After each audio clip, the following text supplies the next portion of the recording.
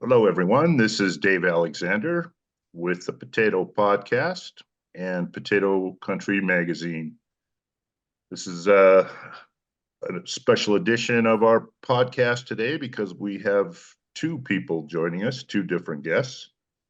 And we're going to be talking about plant health and specifically changes in the potato industry and tools available that may not have been available in years past.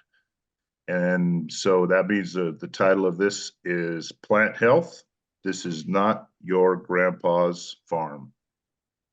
Um, okay, so our guests today are both of them work for Vive Crop Protection. And full disclosure from me, Vive is a podcast sponsor, but we're glad to have them here today.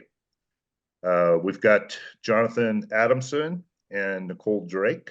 And I think to start off today, let's introduce you folks, get a little bit of your background, just a small amount, and what you do today. And let's start with you, Jonathan. Thanks for joining the podcast. Dave, thanks for having me. I'm excited to be on, and as always, it's great to chat with you. Uh, Always excited to talk potatoes. But just a little bit of background on me.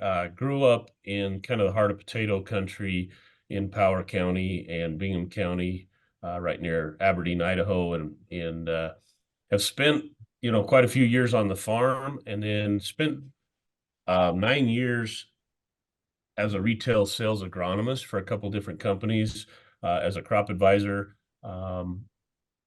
And in those capacities, I spent a lot of time consulting on potatoes and sugar beets and wheat, obviously, and alfalfa in our valley.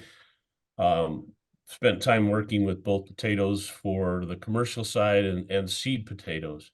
And then most recently, I'm here with Vive Crop Protection. I'm going on 5 years with Vive, and have been working alongside of a lot of potato growers as well to just fine tune and find better ways to see, not only better opportunities to grow potatoes, but better return on investment for those growers. So just that's kind of a little bit of my background, and throw it back to you.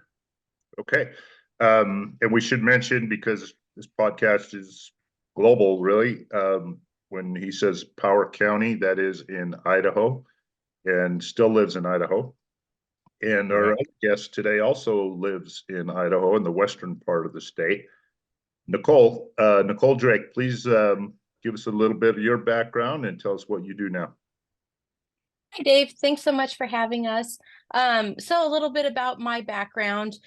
My mom's side of the family had a wheat farm in Endicott, Washington, and my dad's side of the family were cattle ranchers, and I am from Boardman, Oregon. I currently live south of Boise, Idaho.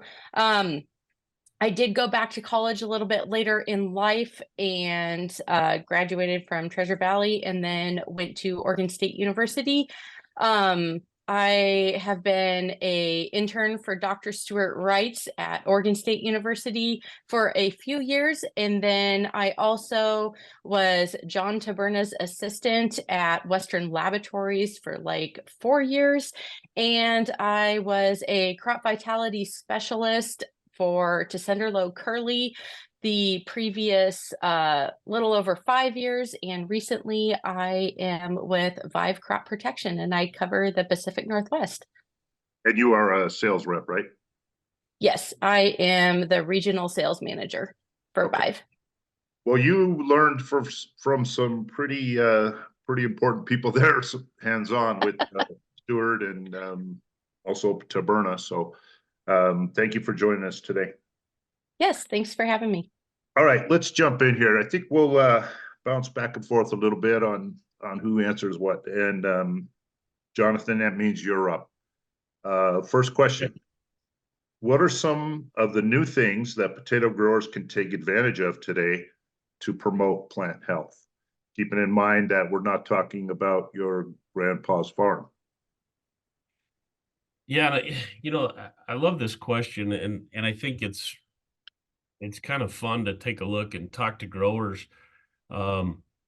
even when I had my custom farming business, I always challenge growers to say, what can you do better? What can you do different? And I think some of the new things that are out there, I mean, there really is a lot, and growers have a lot more things to choose from. There's a lot more data that they can gather, and so I think that's probably the biggest thing. Really, is being able to quantify what's happening on the farm and see where some of those things really matter. And you start looking at your fertility programs. You've got better fertilizer products out there than we've ever had. We've got orthofosses and polyfosses that are 100% available. We've got other fertility products that are just designed to do specific things and get into the plant quicker. And so growers have the opportunity to really start fine tuning their fertility programs.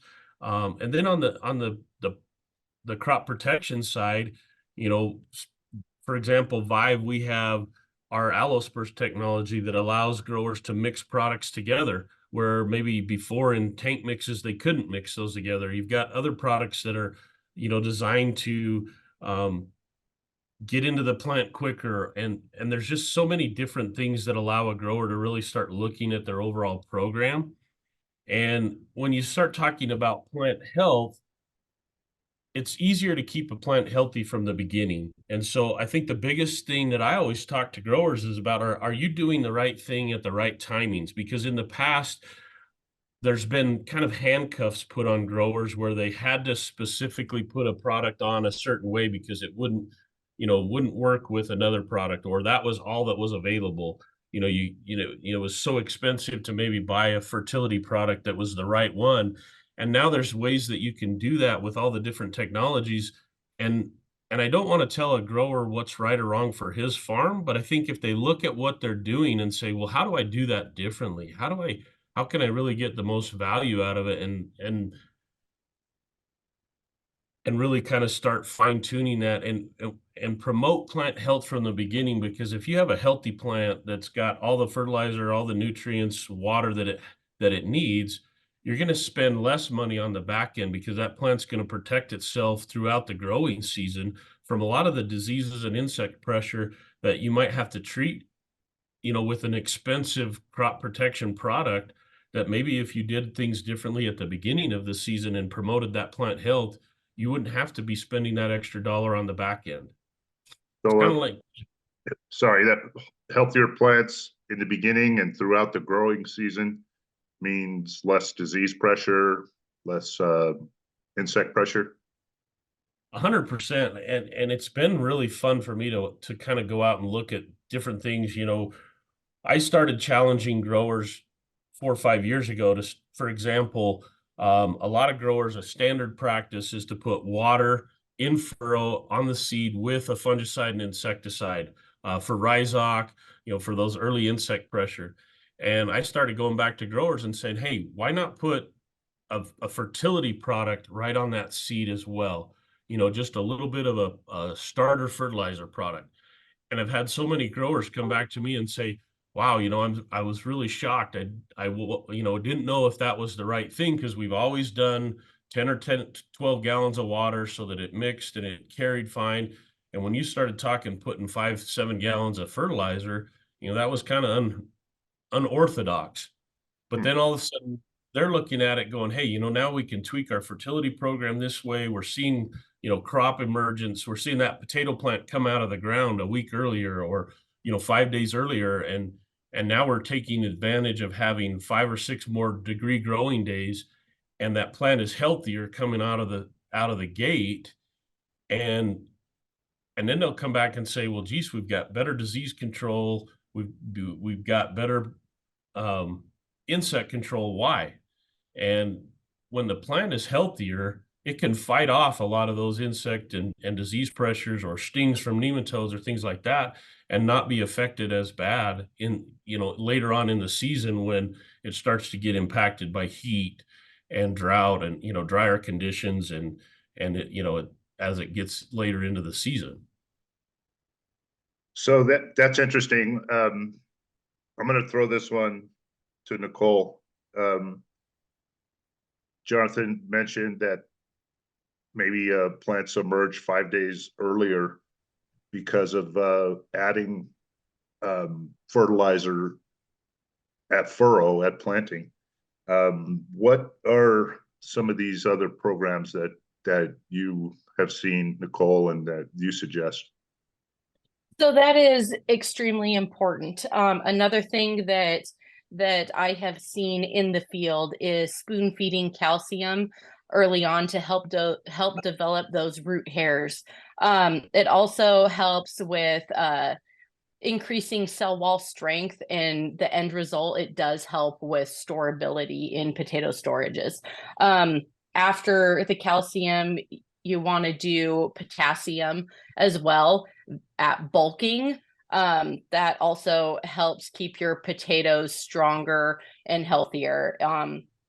All of that, of course, with your fungicides and insecticide treatments as well, will help grow a healthier, stronger potato plant. One thing we've noticed is that when we do like some demos or trials, when we're at the hill and we do like a couple digs to actually look at the potatoes themselves, we do see that they are more dense, they're healthier, there's more of them in those hills at those digs. The potatoes that have a better fertility program, along with their fungicides and, those proper insecticides, especially the fertilizer compatible ones like what we have at Vive, it does really help produce that healthier potato. You get a higher rate of return in your yields, as well as your ROI is increased. So it's super important to, listen to your crop advisor and ask questions. If you don't know, ask questions. There's so many professionals nowadays that can help you out. Also, doing soil tests and plant petiole tests are also extremely important. That's how you find out what your soil and what your plant is lacking, so you can contact your crop advisor to help you get on a better program to help keep your potatoes strong and healthy. Okay. Pardon me. Yeah, we'll talk a little bit later about ways, specifically your product, some of the stuff that people can use at during the season and in furrow. Sounds good. And calcium, and we'll get into that a little bit as well. But okay, so I'm going to throw this one to Jonathan.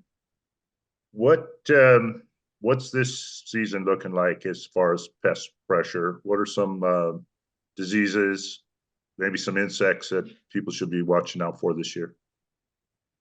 As I've been, kind of running around to different meetings, haven't heard a lot of like new chatter. I think as we get closer to the growing season, we'll hear a little bit more.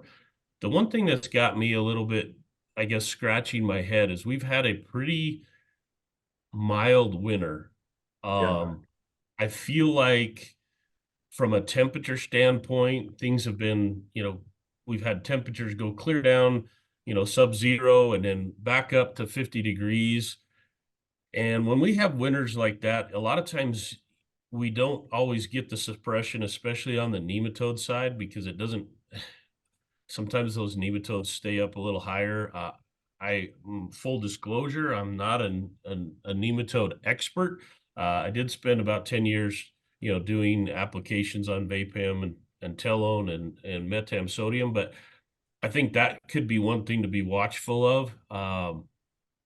Growers that treat it in the fall should be fine, but if you have new ground and new soil that you haven't necessarily put out a nematicide, it might be, you might be wanting to looking at a stronger program, or even just, kind of looking at that program overall to make sure that you're covered.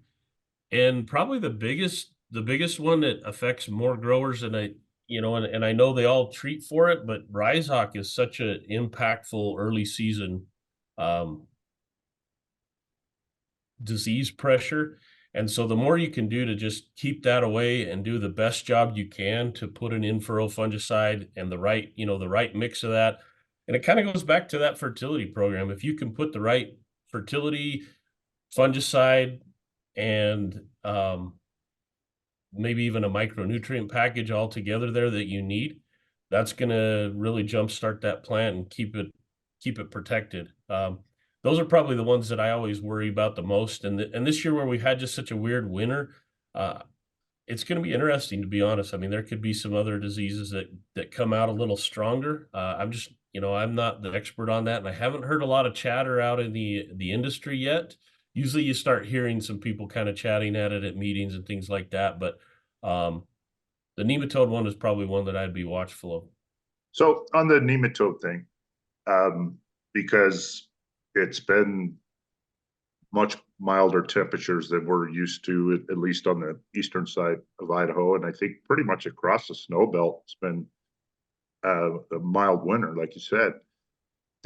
So the nematodes, just so I'm getting this correct, the nematodes won't go as far into the soil, and I guess so. What does the grower do at that point?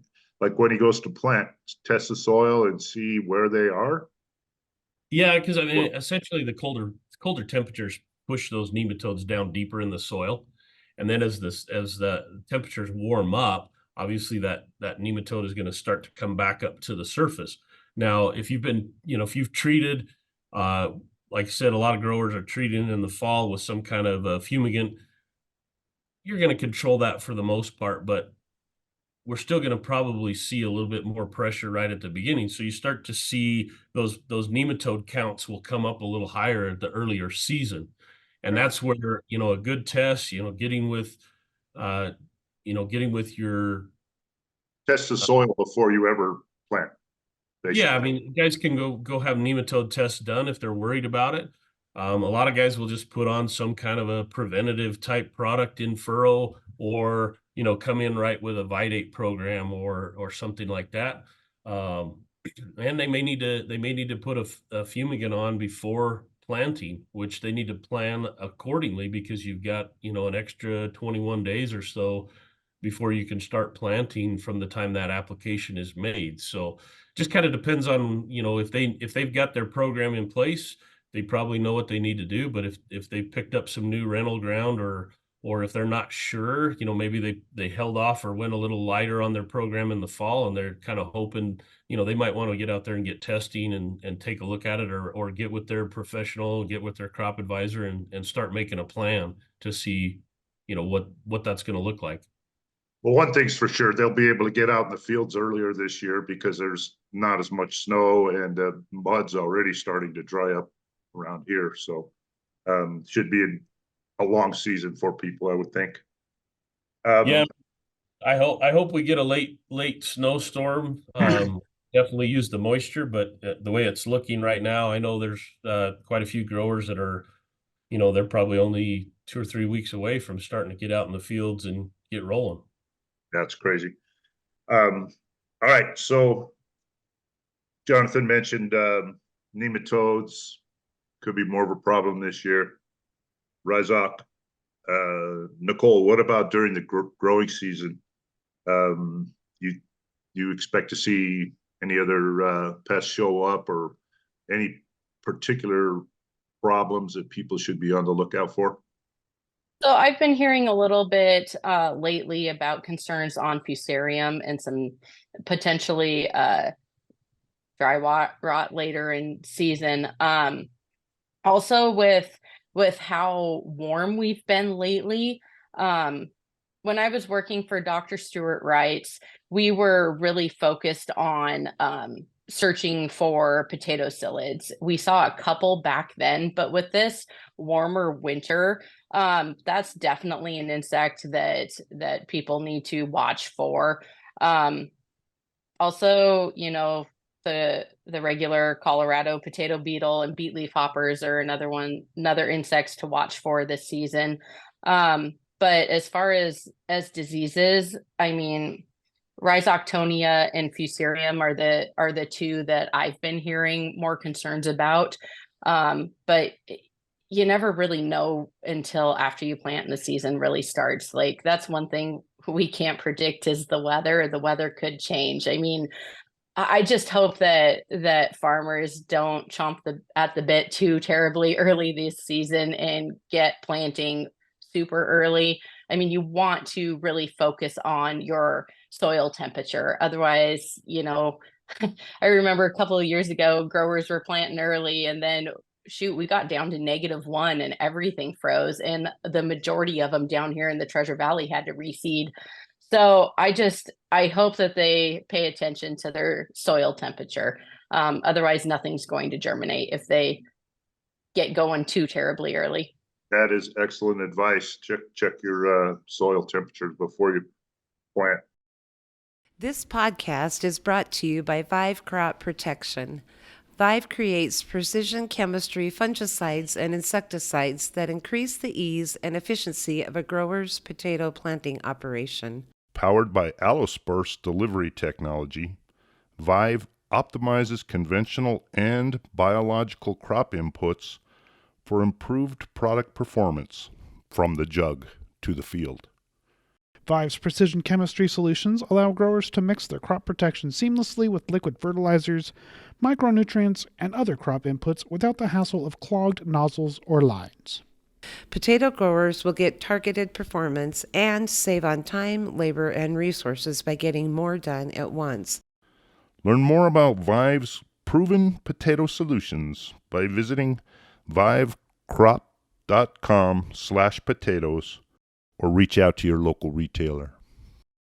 To said a little earlier that I was going to give you a chance to promote some of the stuff that you guys have that will also fall in with plant health, and we're going to do that now. Jonathan, what's one good product that you guys at Vive has that makes the most sense right now?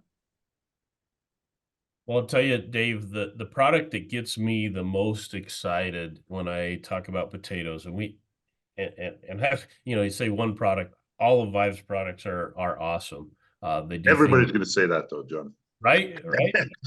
But the one product that does get me excited when I talk potatoes is our Astronaut product. I had the chance to work on this as part of the product development team. And I'll be honest, I tell everybody this from the beginning. I was nervous, to be honest. I didn't know if this product was going to perform the way that I had expectations to.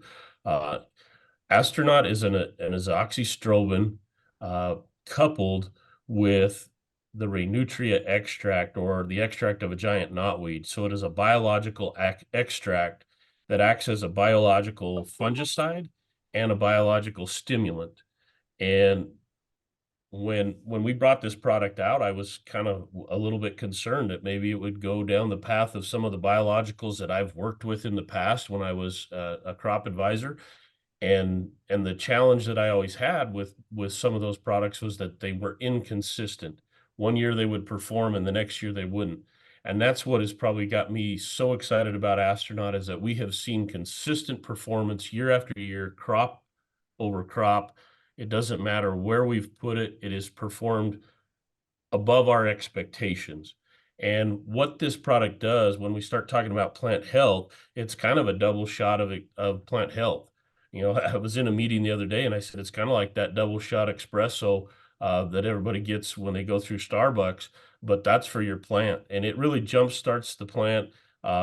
It along with the azoxystrobin that's going to, give it some plant health as well, it tells the plant to actually protect itself and prepare itself for disease and drought. So the plant starts to develop finer root hairs and a bigger root ball, a bigger root mass.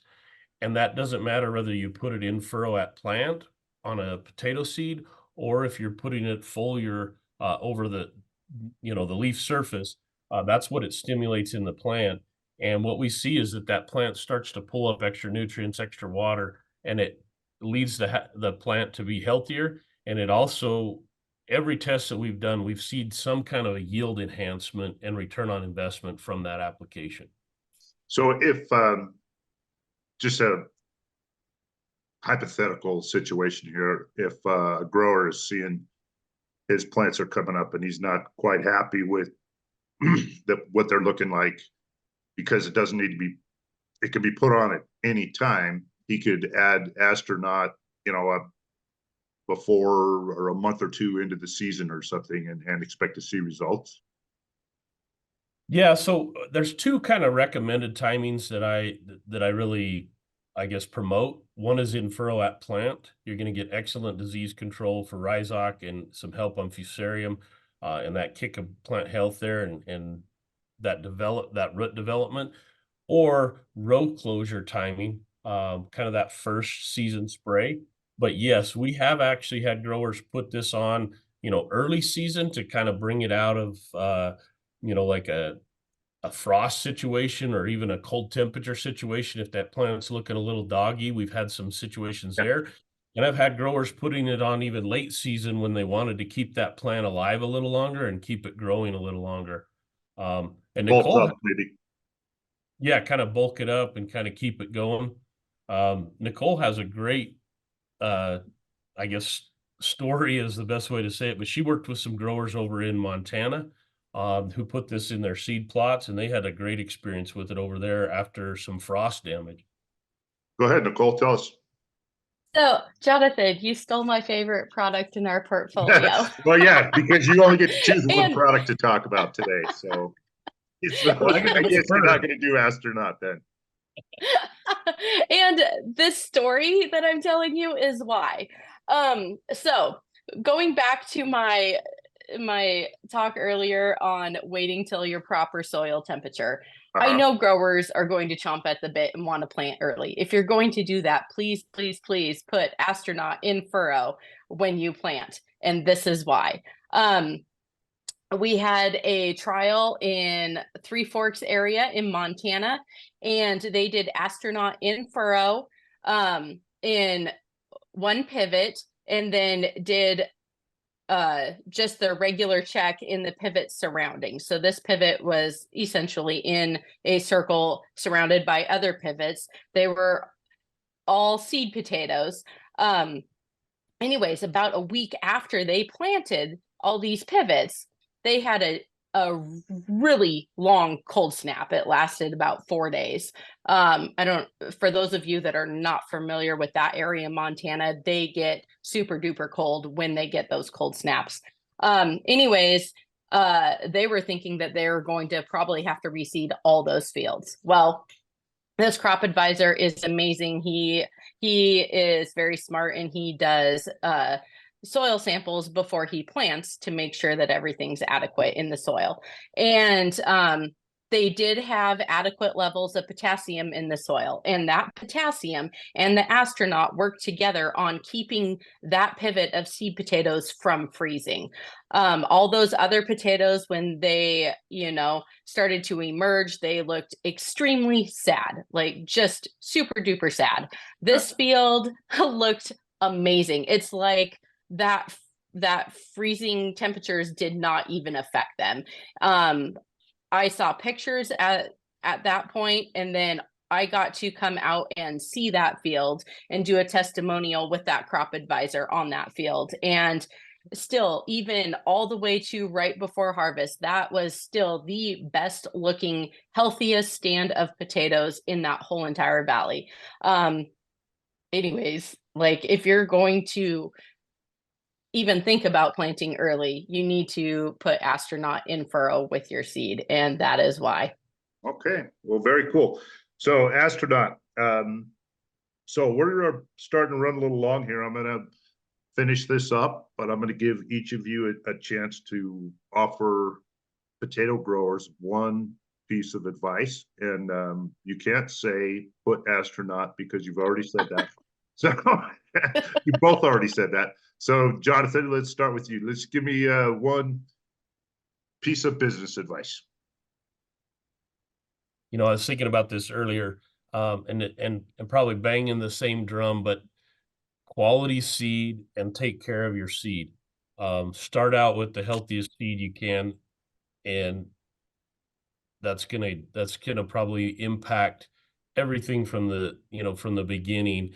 And when I say take care of your seed, I mean, manage the moisture when you're storing it, when you're cutting it, manage, the temperatures that you're storing that at, and make sure that it's under the parameters that you want it to be, so that when it gets ready to go out and get into the soil, Hopefully you're putting it in 50-degree plus temperature soil so that it can just get going and start growing right away.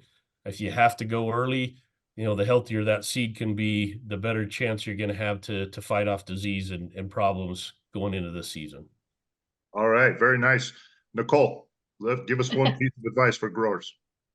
So you can have your potato seed tested. If you want to do that, it's not very expensive. You can have that done. There are a few labs pretty local in the PNW that do offer that service. Also, if you're not going to be patient and wait for your soil temperature, do quality seed, but also do a good pop-up fertilizer that can be put directly on that seed piece to give it that extra boost. And do soil temperature test too. If you do all those things, I know it sounds like a lot, it really isn't. You will have a healthier potato stand, which also gives you a higher yield and a higher return on investment. And most people are money people, and money talks. Like, if you're going to put all that effort in, at least make sure you're getting the proper ROI that you can get. So take care of your field, take care of your crops, and utilize your crop advisors. Okay, love it. So yeah, this is not your grandpa's farm, so let's take advantage of some of these new things that we have in this new technology. I'm going to throw out your website, Vive Crop. That's VIVE crop.com. And we will put both of your email addresses in the show notes, if that's okay with you folks. Yeah, that's great. So that people may have more questions. Thank you very much for joining the Potato Podcast. We appreciate your time and have a great day. Thanks so much, Dave. Bye-bye.